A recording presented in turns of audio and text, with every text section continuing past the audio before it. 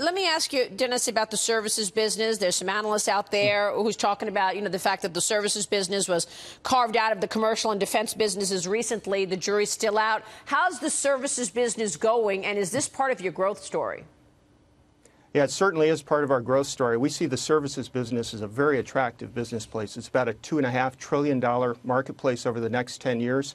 And we see a unique opportunity for Boeing as we bring our commercial and defense capabilities together. It helps us take cost out of our structure and drive competitiveness, but even more importantly, create new value propositions for our customers. Things around our parts and spares businesses, modifications and upgrades. And I think importantly, as our airplanes become smarter and smarter, we're able to offer new digital solutions, new information-based solutions that add value for our customers, help them optimize their operations. We see that as a big growth area for our company going forward. So digital solutions, give me an example of that. That sounds interesting.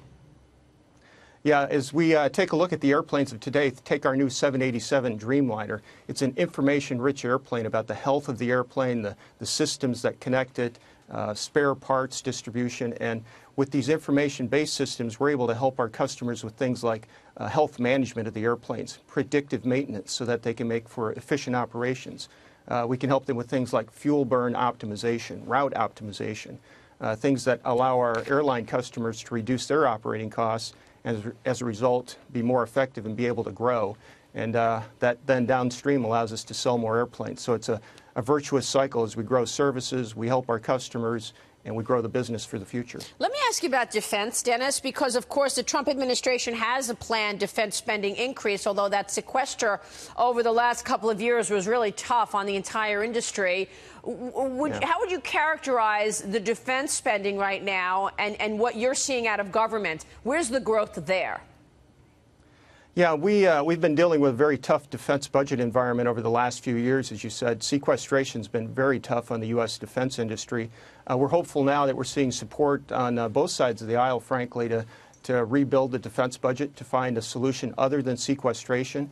I think a long-term, stable defense budget is fundamentally important to the country, both from a national security standpoint as well as from an industrial base consideration standpoint. We're hopeful that we'll get back on that kind of track. We've seen some very good support for our Boeing programs, ranging from helicopters to fighter aircraft to the new tanker that we're building.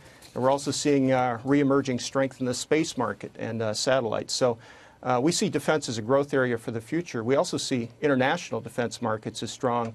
Nearly a third of our defense backlog today is for markets outside of the U.S. Yeah, that's just fascinating. I'll tell you, it's such a good story of Boeing. Now, let me ask you about Iran, because I know that you've got an agreement to sell 80 new planes to Iran Air and another 30 to Iranian carrier Asman, $20 billion in deals there. If the president ends up scrapping the Iran deal, what happens to that business?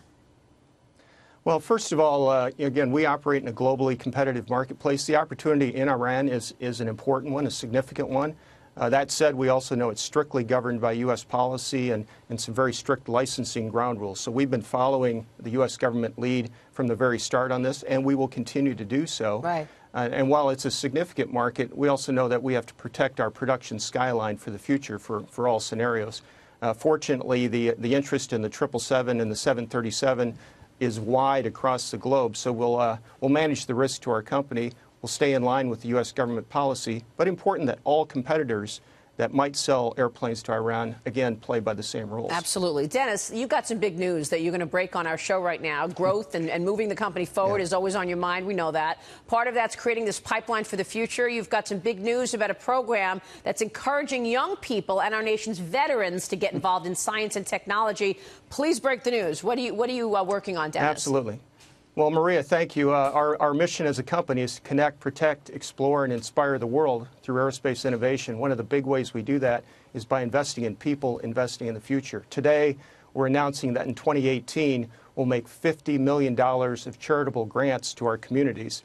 And these will be primarily invested in talent pipeline for the future, STEM talent, and in our veterans. And in particular for our veterans, really important for these men and women who have served our country so well, that we invest in them to help them with job transition and help them with their family needs in the communities where they live. That's a big incredible, part of who Dennis. we are as a company. You're really giving back on this one. $50 million in grants. So that's going to include training where we need this training because we're in a new world in terms of digital, in terms of robotics and AI. You got it. It's an exciting future. We're investing in some of those broad technologies, as you mentioned, bringing innovation to the marketplace, additive manufacturing in the marketplace, autonomous systems. And the veterans that are entering our workforce, they just bring strong character and integrity with them, all the characteristics that we want to see in our people.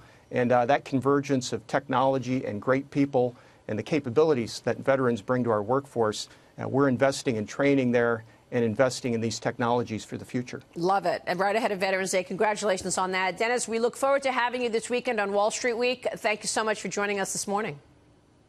Thank you. We appreciate it. Dennis Muilenburg is the CEO of Boeing.